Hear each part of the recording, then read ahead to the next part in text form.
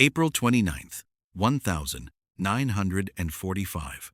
Dachau, Germany. American soldiers walked through the gates of the concentration camp. What they found stopped them cold. Piles of bodies. Thousands of skeletal prisoners barely alive. Gas chambers still warm from use. Rail cars filled with corpses, 39 of them, stacked like cargo and left to rot. The smell of death was everywhere. And in the corner, 50 SS guards, hands raised, surrendering. The American soldiers looked at the guards, then at the bodies, then back at the guards. Within 20 minutes, all 50 SS guards were dead, shot, executed. Not in combat, not in self-defense. Executed after they surrendered. It was a war crime, clear and undeniable. When news reached headquarters, senior officers demanded justice. Court-martial the soldiers. Prosecute them. Make an example. The case landed on General Patton's desk. He had to choose. Punish American soldiers for killing the men who ran a death camp, or protect them and cover up a war crime. This is the story of what Patton said when asked to destroy his own men for doing what he himself might have done. Before we continue, make sure you subscribe. We tell the World War II stories that force us to confront the hardest questions about war, justice, and humanity. To understand what happened at Dachau, you need to understand what the American soldiers walked into that day. The 45th Infantry Division, the Thunderbirds. They had been fighting across Europe for 2 years. Sicily, Italy, France, and now Germany. Hardened veterans, men who had seen the worst of war, but nothing prepared them for Dachau. The camp had been operating since 1933. 12 years of torture, starvation, medical experiments, mass murder. Over 40,000 people had died there. When the Americans arrived, 30,000 prisoners were still alive. Barely. The first soldiers through the gate stopped. Some vomited. Others started crying. A few just stood there, unable to process what they were seeing. The rail cars were the first thing they saw. 39 of them, filled with bodies. Thousands of corpses stacked like cargo. Left there to rot. The smell was overwhelming. Inside the camp, the living looked like the dead. Skeletal figures in striped uniforms. Eyes sunken, skin stretched over bone. Some couldn't even stand. The soldiers saw the gas chambers, the crematoria, the medical experimentation rooms, the punishment cells where prisoners were left to starve, and everywhere, evidence of systematic, organized, industrial murder. One soldier later described it. We thought we knew what evil looked like. We'd been fighting it for 2 years. But this was something else. This was hell on earth. The SS guards knew the Americans were coming. Most had fled, but about 50 remained. Some were too confident.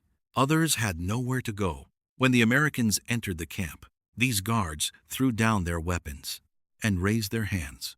They surrendered. According to the Geneva Convention, they were now prisoners of war, entitled to protection. But the American soldiers weren't thinking about the Geneva Convention. They were thinking about the bodies in the rail cars, the skeletal prisoners, the children's clothing sorted in warehouses, the ovens still containing human remains. What happened next wasn't planned. It wasn't ordered. It wasn't organized. It was spontaneous rage. A soldier raised his rifle, shot an SS guard in the head. Then another soldier did the same. Then another. Some guards tried to run. They were shot in the back. Others begged for mercy. They were shot anyway. A few were beaten to death with rifle butts. Within 20 minutes, approximately 50 SS guards were dead. Some accounts say it was more. The exact number is disputed. But what's certain is this. American soldiers executed surrendered prisoners. It was murder, a war crime, a clear violation of international law. And some of the American soldiers didn't regret it. One soldier later said privately, "I know what we did was wrong, legally, technically. But when you see what they did, when you smell the ovens, When you look into the eyes of those prisoners, I can't say I wouldn't do it again, but not all Americans participated. Lieutenant Colonel Felix Sparks, commanding officer of one of the battalions, physically intervened. He put himself between his soldiers and the remaining SS guards. He grabbed a rifle from a soldier's hands, screamed at his men to stop, threatened to shoot anyone who fired another round. The killing stopped, but the damage was done. Within hours, the story reached Division headquarters, then Corps headquarters, then Army headquarters, and finally General George S. Patton. Patton was already at Dachau. He had arrived the day after liberation to see the camp himself.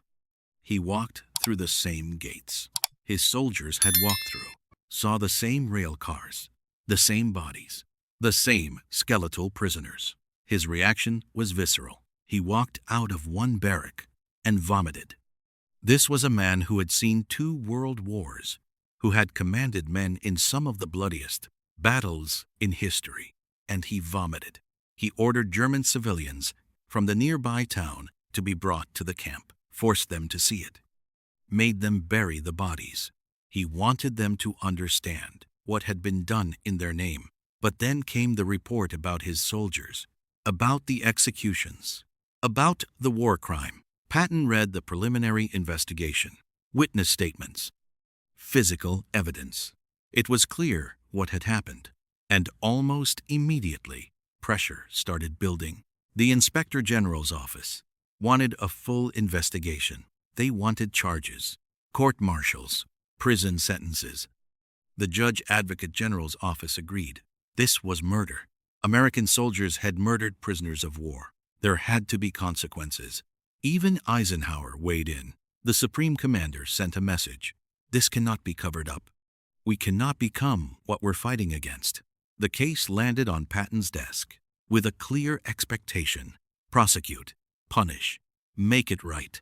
Patton sat in his office, the investigation report in front of him. Photos from Dachau spread across his desk. He had a choice to make.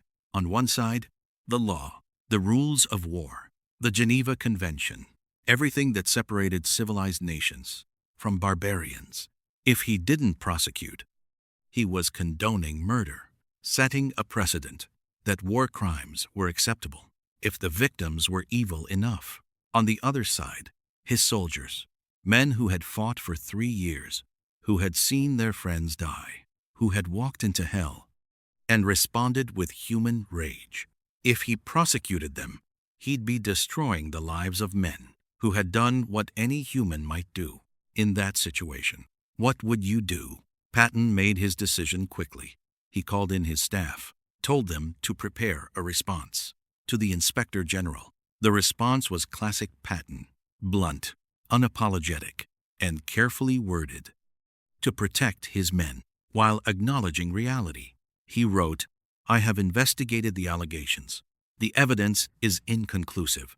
In the chaos of Camp Liberation, with thousands of prisoners, scattered SS guards, and incoming fire from remaining German positions, it is impossible to determine with certainty which deaths resulted from combat and which did not.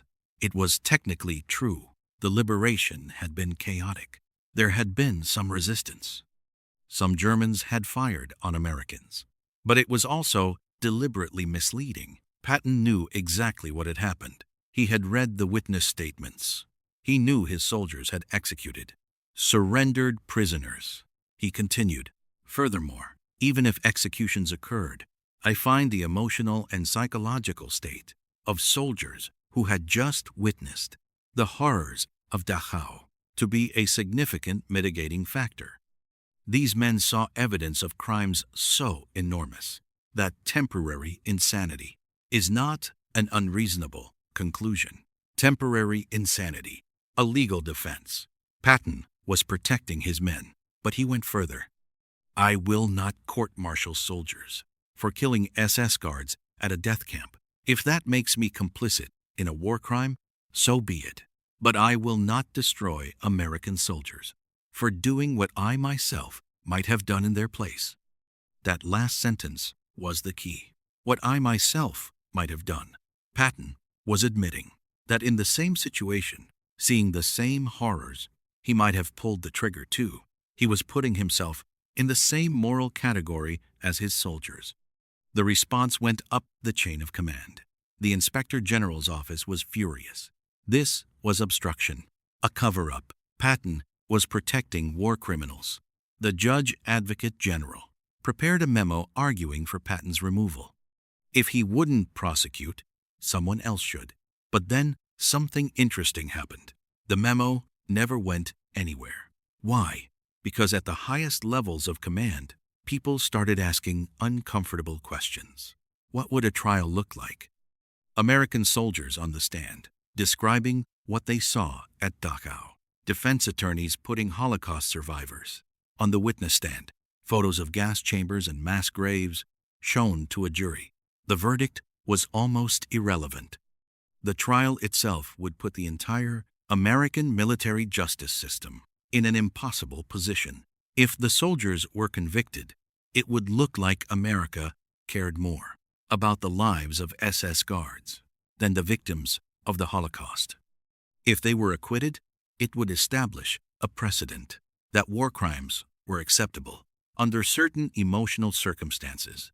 Either way, it was a nightmare.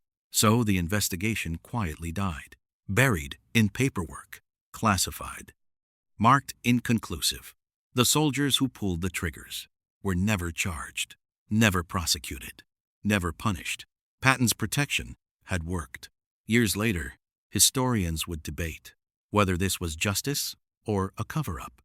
Some argue Patton was right, that prosecuting soldiers for human rage in the face of industrial murder would have been unjust, that the SS guards at Dachau had forfeited any claim to legal protection by their participation in genocide.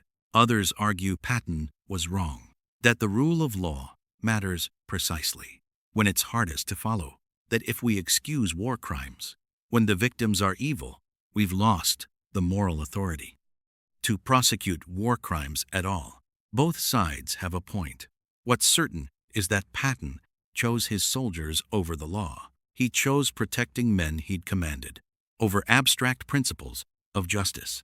He believed genuinely that what his soldiers did was wrong, but he also believed that punishing them would be worse. In his private diary, he wrote, "I cannot condemn men for doing in passion what the world should have done in policy years ago. If killing SS guards is a crime, then we are all criminals for not stopping the camp sooner." That might be the most honest assessment of the entire incident.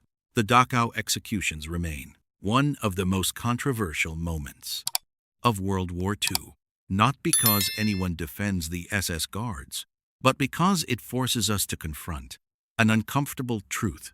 War creates situations where all choices are bad, where law and justice don't align, where doing the right thing and doing the legal thing are not the same. Patton understood that, and he made his choice. The soldiers who executed those SS guards went home. They lived their lives. Some felt guilt. Others didn't. But none faced a court-martial because Patton believed that some crimes committed in the face of unimaginable evil deserved understanding more than punishment. If you had been in Patton's position, would you have prosecuted your own soldiers, or would you have protected them? Let us know in the comments. And if you want more World War II stories that don't have easy answers, make sure to subscribe. You're in Patton's army now.